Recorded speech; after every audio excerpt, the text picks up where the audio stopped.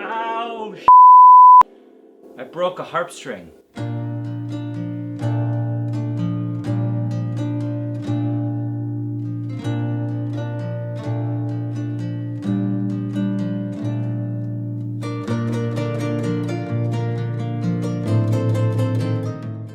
The first knot is one we use for strings that are 50, 55, and 60 thousandths in diameter.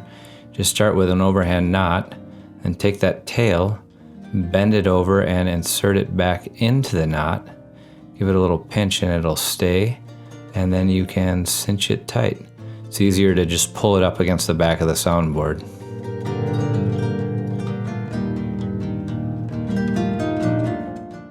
Strings 45 thousandths in diameter and smaller need to be thickened up a little bit so they don't pull through the soundboard, and we do that with the help of a dowel. The way we tie this knot with the dowel is we start by just tying an overhand knot on the end of the string.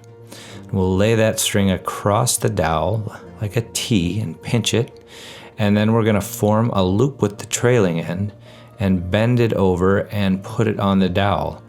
And then we're going to actually do this twice. So there's one, and then we're going to do that same process, form a loop. It's called a clove hitch knot. Put it over the dowel, pull it tight, and there you go.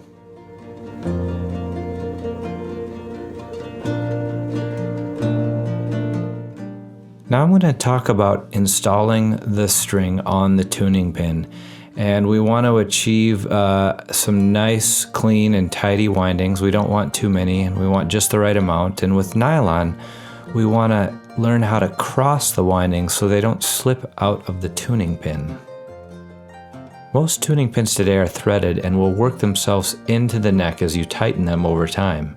So before replacing a string, it's important that you reset the depth of the tuning pin.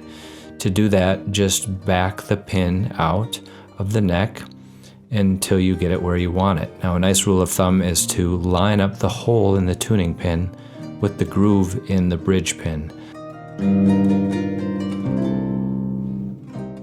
Giving yourself enough slack before you wind the string on the tuning pin will help you get the right amount of windings.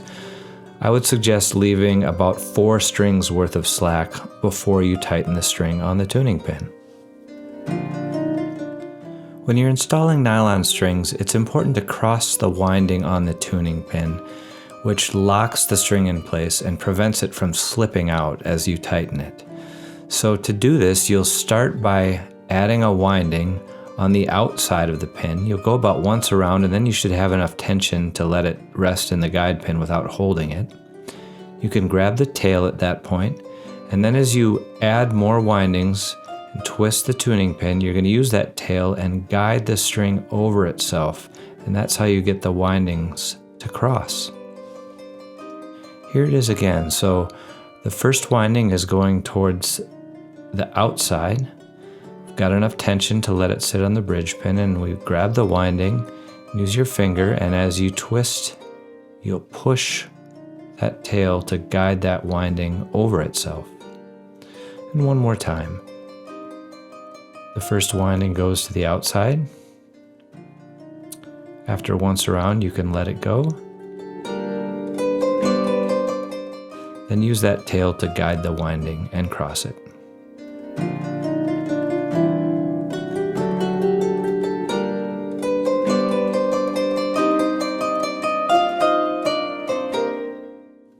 If you're installing a wound metal string or a steel core string, you're going to want to clip this before you install it.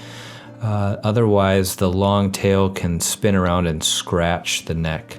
So you'll just clip this about 2 inches beyond the tuning pin before installing it. Insert the string into the tuning pin and leave just a little bit showing out the other side. Now, we don't need to cross the windings on wound strings because they'll hold their shape pretty well. So you can, again, you can start the winding on the outside and then cross it back in, but the winding doesn't actually need to sit on top of itself to pinch it to the tuning pin. So we'll show this a couple times so you can see what I mean. So you'll insert the string through the hole and leave a little bit showing. Your first winding will go toward the outside, but before you get all the way around, you can start the windings going towards the inside. Here's a wound string that has a nylon wrapping but a steel core. Again, this is one you're going to want to clip before you install it. Particularly these kinds of strings, because those ends are real pointy. You want to be careful. They can poke your finger pretty easily and can scratch the wood very easily. So we'll clip it just like the other ones, a couple inches past the string, and we'll install this just like we installed the other steel core wound strings. The first winding will go towards the outside, and then before you get all the way around, start that winding heading back in.